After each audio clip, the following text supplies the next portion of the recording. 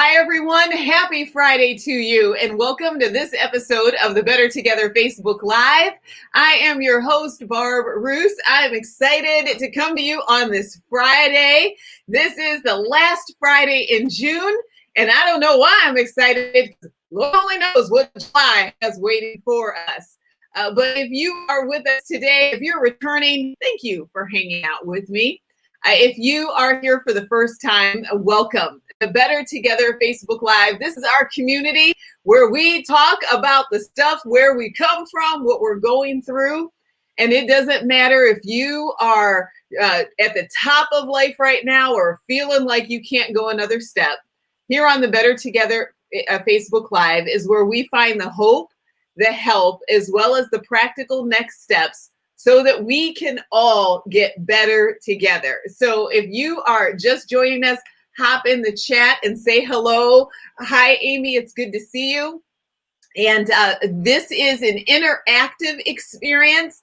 So even if you're watching on the replay, I invite for you to jump in and share things in the comments. Marie, you are already on it. Marie is already on it by saying hi. Amy already jumped in there and said hi. So you have a chance to be a part of the discussions that we have. Starting in July, the Better Together Facebook broadcast will be on Tuesdays at 7:30 Eastern Standard Time or Eastern Daylight Time. Like, you guys, the whole time change thing. But we'll be doing it on Tuesdays. I did Tuesdays and Fridays during the pandemic and stay at home. But now that our schedules and we're all doing stuff, this will be a weekly show. I have got a summer full of wonderful guests that I cannot wait to bring to you. And if you've missed any of the episodes of Better Together Facebook Live, you can find all of them archived at barbroose.com on the blog page. But for today, as Marie says, thank God it is Friday. We have made it through another week. But just because we've made it through another week, that does not mean that we have made it through all of our problems. And so today I am joined by my friend Shannon Popkin, as she is the author of the book Control Girl. And so today we're going to talk about the thing in life that we try to control and know we can't. Now, as I mentioned, this is an interactive broadcast where I invite you to be a part of it. The very first question that I'm handing off to you, friends, are what are some of the things or people in your life that you try to control? And today's episode is life-giving. We are not here to beat ourselves up for trying to control things. If I am somebody who I didn't like necessarily calling myself a control freak. But for me, I wanted to protect the things that I loved. I wanted to fix what was broken and get everything back on track. And sometimes that meant that I did things that would drive other people crazy and drive myself crazy as well. And so Shannon and I are going to have a discussion today about some of the women in the Bible who also struggled with control, and some really important lessons that all of us can learn about letting go. Because when we let go and we let God, that's where we find peace. And so let me introduce Shannon to you and get her out here. And so my friend Shannon Popkin, she is a writer, a speaker, a Bible teacher who loves pointing others to the truth of God's word. She combines her gifts for humor, she's super funny, and storytelling. She is a fabulous storyteller with her passion for Jesus. Shannon speaks regularly at Christian ladies events, retreats, moms groups, encouraging women of all ages to put their hope in God. Shannon is also a regular contributor to Revive Our Hearts, a True Woman blog, the Duff Foundation's parenting blog, and her articles have been published by Family Fun, Focus on the Family, Mom Sense, and others. Shannon has been married to her husband, Ken, for more than 20 years. Together, they live the fast-paced life of parenting three kids. Like this, she got adults and college students and high school students, so she got big people. But when she's not taking pictures from the sidelines of her kids' sporting events, Shannon loves opening her home and front door to family and friends. And so, everyone, I want you to invite to Better Together my friend Shannon Popkin. Hello, honey. How you doing? Hey, it's so great to be with you, Barb. What a joy. I am glad that you are here today. You and I are here in the interwebs, and however, we only live a few hours from each other. So tell Right. us about yourself and your family. Sure. Yeah. I live in West Michigan, and, this is the time of year that it's nice to be a West Michigander, right? And so we have one daughter who just graduated from college, Liberty University. We have one who's in college and one who's still in high school. So we're doing all that stuff right now. And That's a lot. it's a lot. It's a lot. And just enjoying our family, though, seeing our kids become the adults that God created them to be. It's really fun. But yeah, I love writing and Love. speaking. And Barb, you and I met at an event in Illinois just before COVID struck. I remember you were the first person who did an elbow bump with me instead of a hug. And I was like, she is a wise woman. And So, it's so funny because we met, it was the first weekend in March, and there we were in yeah. Western Illinois. And this was when people were like, well, there's this virus, and so we should be careful around each other. And I remember that you and I were like, well, yeah, we're just gonna do this thing. Right. But that seems like a lifetime ago, It doesn't it? does. It feels like way longer than just, I guess, a few months. It feels like a year ago. It really does. Yeah. Well, today we're talking about control loving issues and letting go of control. And one of the things in the comments, I asked women, what are some of the people or things that you try to control? And so, in a moment, ladies, I'm going to share your comments. But I mean, Shannon, the pandemic, if there ever was a symbol of life out of control, it Hmm. was what we've lived with the last few months. I mean, right off the top of your head, like what were some of the hard things that you really struggled with trying not to control? Right. Well, my husband was furloughed, so that just kicked Mhm. up a whole bunch of like unknowns, the plans and so that little one component, it was tied to a whole bunch of other components. Like, we at that point we had three of us in college at one time. And so, and we had choices that, we were thinking about vacations and buying new vehicles and all that got put on hold, and so just so many unknowns and then dealing with what's next and bring are our kids going to come home and how's that going to just oh, so many things just got kind of thrown up in the air and we weren't sure how they were all going to land. Absolutely. Well, I asked the ladies, I'm going to share some of your comments that you had about some of the things or people that you try to control because many of you chimed in. Amy, I love your answer. Amy said this would be easier if I could list things that I don't try to control. Honey, thank you for speaking the truth on that. And but I love that Amy followed that up. She's like that sometimes control is almost an expression of my love for people. Mhm. And so I really like, yeah, that is often what spurs us to try to fix things. Right. Marie, thank you. She said, "Oh Lord, I finally learned that I cannot control much. It's been a life lesson though through finding out that I have to let go and trust God. With age comes wisdom." That's so good, Marie. Love Yes. that. Well, Shannon, you wrote the book Control Girl, and we're going to talk about your newest book, but you wrote Control Girl a little while ago because you just were looking at your life and going, huh, there's some things that I've been trying to control. Like, what were some clues in your life that you were trying to control some stuff? Yeah, women, we're all about people, right? We're nurturers and it's the people in our lives are really important to us. And so I always see the signs that I'm trying to grip on to control a little too tight in my relationships. Right. And so, when everybody's taking a step back or getting real defensive, there's a lot of anger in relationships. And that all was going on in my home.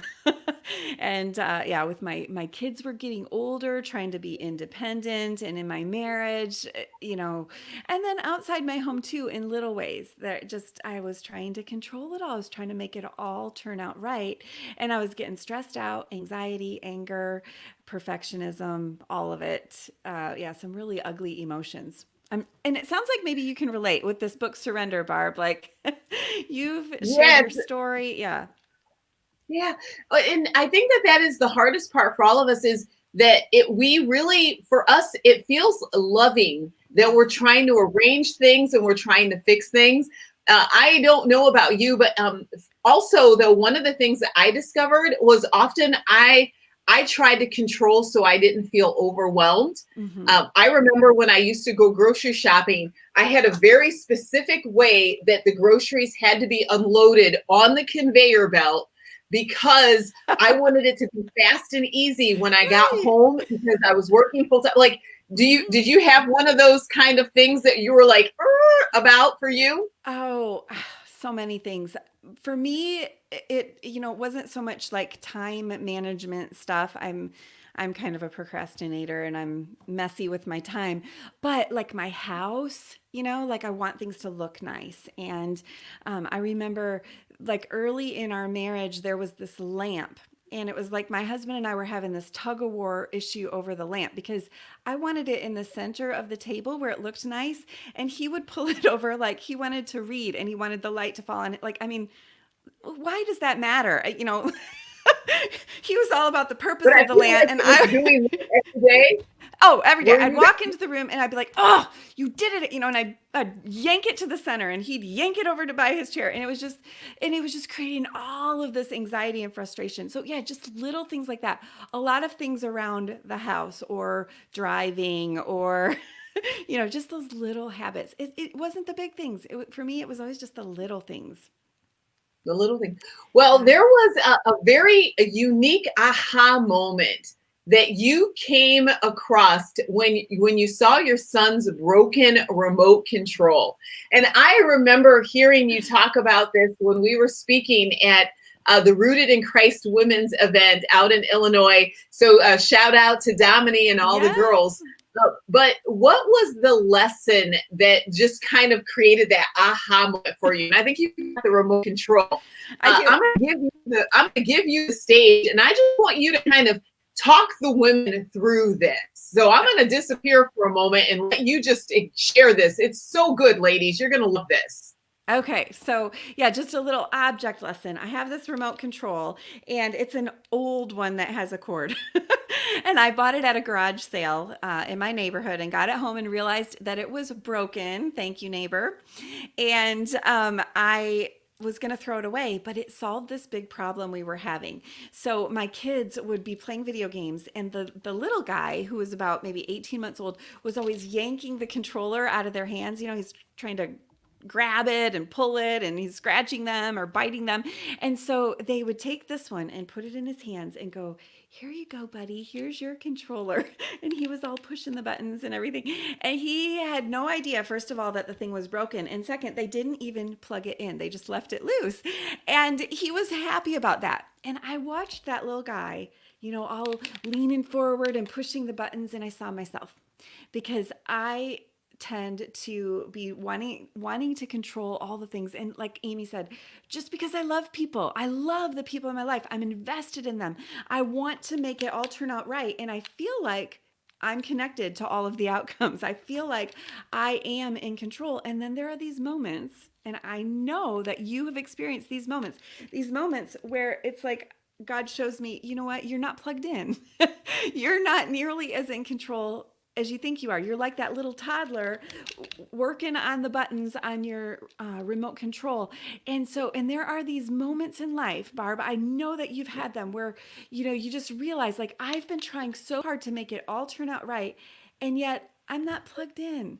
I'm not in control. And I feel like these moments are direct invitations from God to put this thing down. He's like, honey, why don't you give that to me? Why don't you put that back in my hands where it belongs? Because you were not designed to be the God in control over your life and everybody you love. And so this is kind of a little symbol for me. This little remote control. I've kept it for quite a number of years now. Well, and since I have met Cade, who is much Oh, bigger now, what a magnificent young man. But I agree with Marie. Marie said, Shannon, this controller story is so cute, perfect solution. yeah, And it also is such a powerful illustration for all of the things that we think that we're controlling and we are not yes, plugged in. yeah, And so in your book, Control Girl, you profile 7 women of the Bible who struggle with some control issues. hmm, And one of the women that you talk about is Sarah.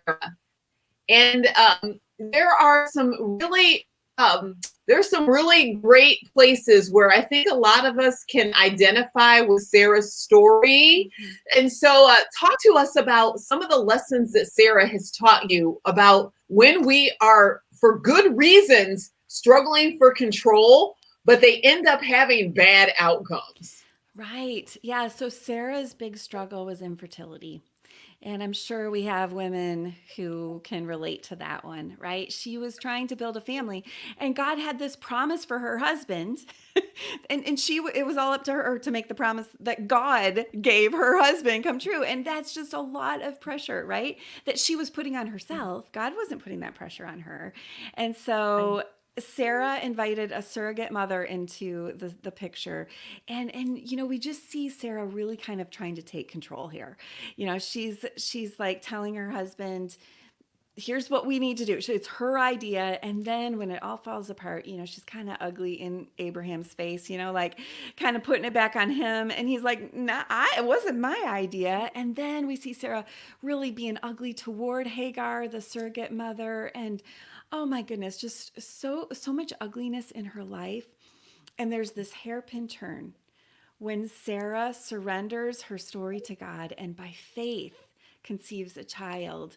And First Peter calls her a beautiful woman who put her hope in God. And I just see so much hope that for those of us who've struggled so long with trying to control it all, maybe it's our families, maybe it's our careers, maybe it's trying to keep everyone safe, maybe it's like we're just trying to make everybody be what God says we're supposed to be. I can relate to that, right, Barb? And then there's just this hairpin turn. And so for those of us who are getting some gray hair, like Sarah, and we're entering the older decades of our life, there's so much hope. We can become beautifully surrendered women of God. For Sarah, it did not happen until she was in her late 80s, early 90s. And so I love that part of Sarah's story where her surrender is called beautiful. She's like the poster child for a beautiful woman in First Peter. Like, what? Yes. And that can be us too. I love that story. And there is that redemptive piece for all of us, because whenever we try to control things and it blows up in our faces, there's often a lot of guilt and shame we're heaping on ourselves. Mm-hmm. And I know for me, like I was a helicopter mom for so many years, and I thought if I hovered low on my kids, if I just whirled around their head and called them and text them and remind them, and like I could keep them safe. And I remember times when my kids would get so frustrated, and Yes. then I would turn that on myself and go, man, I am an awful mom. I like Right. just all those beating up things. Oh, But like you said, it's so cool how when we look through scripture, when people have struggles, often we see later in life where God sees our humanity differently. That at the point at which we learn to let go and trust him, it's a game changer. And so today I was thinking about the ladies in the audience who were listening, and they are struggling with something in their lives that they can't control. And it is stressing them out during the day. It is keeping them sleepless at night. Marie, I love you, honey. She chimed in and she said, with all of the pandemic and unrest in our world, I find myself calling for someone to take control, to set the world right again. It seems to test my faith. I have to trust God now more than ever. And well, Marie, that is a beautiful setup for Shannon. I asked Shannon to come up with 3 things or 3 principles, 3 lessons that will help us on the journey for where we need to let go of control. Because a lot of us feel like Amy said, it's overwhelming having that constant feeling of uncertainty if something's going to get done right. Well, Shannon's going to help us to break away from the fear around we can have with uncertainty. So, Shannon, what's that first thing that you want to share with us? Right. Yeah. So I think for me, when I'm trying to take control of the here and now, it's often linked to something I have in mind for the future. There's some happy ending that I have in mind that I'm holding on to. And the coronavirus has really created a lot of uncertainty for what's going to happen in the fall. Well, then, and what's going to happen in the winter, and then what's going to happen. There's just so many unknowns, and so like for you and I, Barb, we're speakers, and so I had a lot of events canceled in the spring. Well, now I'm having events that are kind of on the fence for the fall, and so part of me wants to like run ahead and like, oh no, well, what's going to happen, and I think what helps is rather than projecting out to the future and all the things that I would like to control, it helps for me to go to that place and those things that I really want to happen, the happy ending that I have in mind for my next 6 months or my next year or my whole life, and surrender that to God and say, God, you know what? Even if it all goes badly, even if, even if things, if so, my loved one does get sick, or if I do lose my job, or we get in financial crisis, or like you and I, all of my speaking events get canceled, even if, you know what? I'm going to surrender that to you. I'm going to lay that on the altar. I love that. My pastor used an illustration where he said, a live offering to God, that's like an animal that climbs up on the altar, right? And it's a live offering to God. And we need to climb up on that altar, right? We are a living sacrifice as unto God. And so it helps for me to lay down whatever it is that I'm hoping for, or that I'm trying to, this happy ending I'm trying to create, and surrender that, and then I can flip back to the page I'm on. That's the end of the story. I can go back to the chapter I'm in and surrender this week, and surrender this summer, and surrender this month. And so I think it helps to tie those together. Surrender that helps me surrender now. And I love the letting go of the happy ending, because for me that was a big part of it all. Yeah. Because for me, I defined a happy ending by what was going to make me feel great, what was going to make me feel less stressed, what was going to make me feel all well and good in the world. And yet that did not align with God's best for me. And so I had to learn the spiritual difference between a happy ending and God's best, Right. and learn to embrace God's best. And it's a hard thing to do, because that doesn't always mean that I'm going to get everything that I want in the end. Right, right. And I think for you and I and all of our friends here who are joining with us, if we were to tell our stories, look back and tell our stories, it's those hard times in life, those things that we had to surrender. God brings about so much good in those times of trial. And I'll bet that we're all going to look back at 2020 as a year that was really, really hard, but that God did some really, really good things in our hearts, just loosening our grip, allowing us to have a new opportunity to surrender to Him. Very much so. Very much so. So then let's move on to what is a second. What is a second way of giving life to us once we let go and surrender? Okay, so my second lesson, and I still have to work on this one on a daily basis. So there are things that I can't control, right? There are things that I can control, and there are things that I can't. So right now I have a relationship that I'm struggling with, and I really want God to redeem it. I want things to be better in this relationship.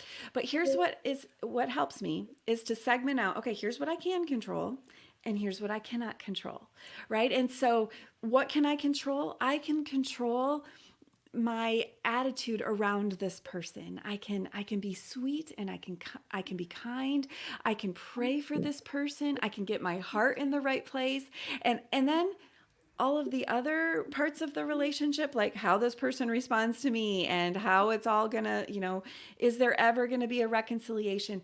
That part, that's really not up to me. And so just kind of keeping those separate in my mind. I find that control girls often try to do exactly the opposite. Like the things that we can control, we don't want to control ourselves. We want to fret, or we want to be irritable, or we want to, we want to be manipulative and in that difficult relation. And then the things that we cannot control, well, those are the things that we want to. We're trying to tell this person this, so it's helpful for me to keep those separate and okay, what can I do? What is God asking me to do? And how can I get to work on me? Because I am a component of every relationship that I am in. And so what can I do? And then leaving the rest in God's hands. I love that, especially just that idea of we have to work on ourselves, because we can't control anyone else's. And I love the idea that the prayer that God answers the fastest and the most in depth is, God, change me. Yes. Because we often pray, God, change for everyone else. Absolutely. But as you said, when we determine what we can control, we look at our attitude, we look at our responses, our words. When we're really working on ourselves, we discover that we need God's help for us. Don't we? And that keeps us pretty busy from trying to control everybody else. Yes. Yeah. I have a little path up to my closet where I get on my knees before the Lord. And sometimes I got to run up there every 10 minutes and just do the gritty battle of surrender. I always say surrender is not passive. We always think of it as passive. Surrendering to God and doing that work on me, that's my work, is surrendering to God. That is not passive. That is uphill. That is strenuous. That is gritty and heart-wrenching, but that is my part. And so, yeah, I think working on that, that's enough. That's enough on my plate. It'll keep you busy. Yes. That's and right. So what is the third lesson that you want to share? Sure. Okay. So I've noticed again with COVID-19 that it produces, when I can't control something or when someone's trying to control me, it often produces a lot of anxiety, stress, and anger, right? And so I've just been trying to remember to tie, those are sort of like my dashboard indicators.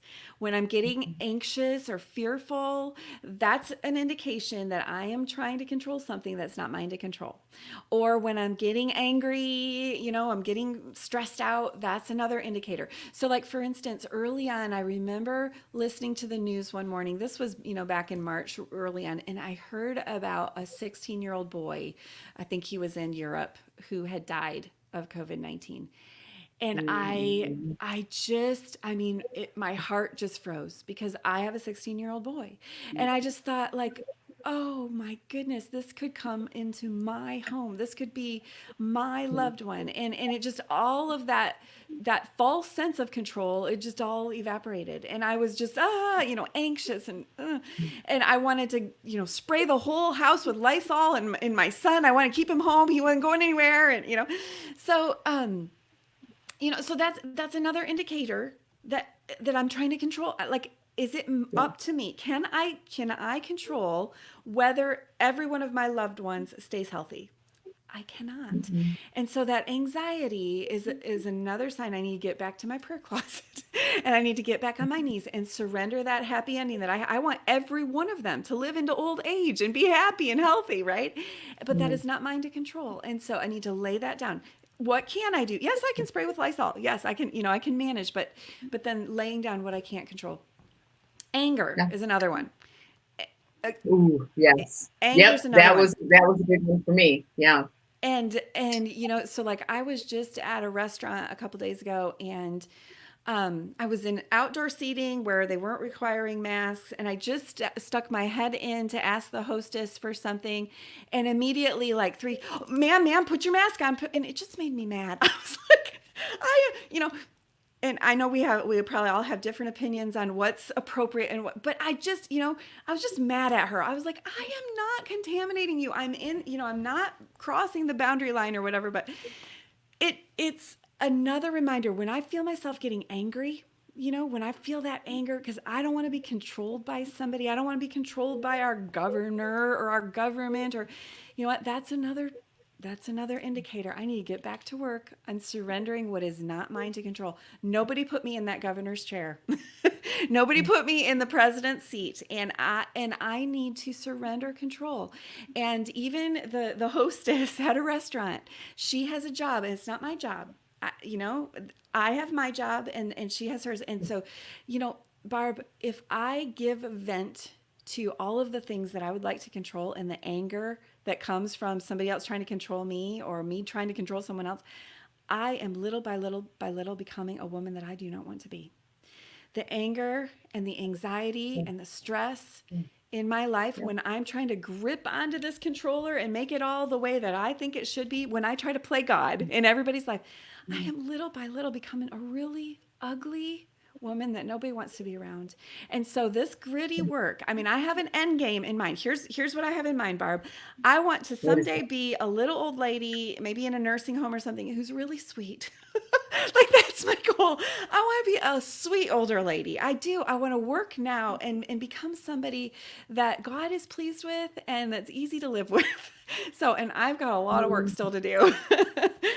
You know what, but I think that having that, because being someone that casts a vision of someone that people want to be around and that people Right. feel nourished Yeah. and nurtured by. Yeah. And I believe that for all of us, keeping that end in mind, if we want to have great relationships with our kids, I remind myself, my adult kids don't have to be around me. Right. And so they are adults. They are capable of living their own lives, making their own decisions, being responsible for the consequences of it. Yeah. And so if I want to have a good relationship with my kids, I have to respect who they are. And I got to let them dig themselves out of their own messes. And Right. that doesn't mean that it doesn't break my heart at times watching what happens. But like you said, I want to have a sweet spirit. And in my surrender journey and realizing I needed to let go, it was because I realized that I was feeling anything but sweet on the inside. And so I love that vision that you cast.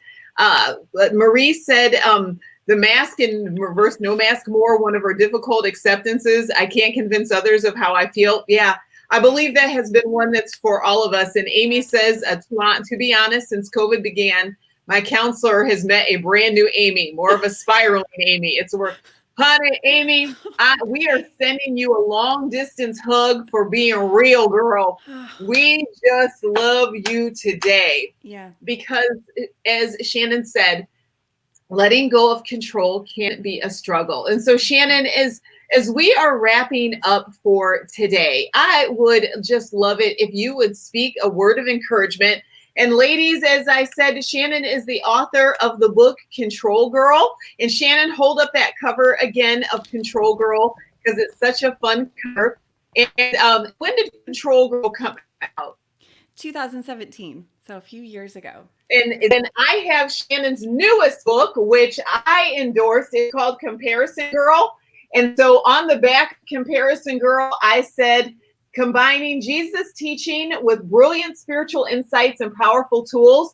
And so if you've got control issues, or if you have been comparing yourself to others, beating yourself up, measuring up, I want you to definitely check out Comparison Girl as well. You can go to comparisongirl.com and find out the information, or you can go to controlgirl.com. So, Shannon, please speak a word of encouragement over the ladies as we are getting ready to wrap up today's show.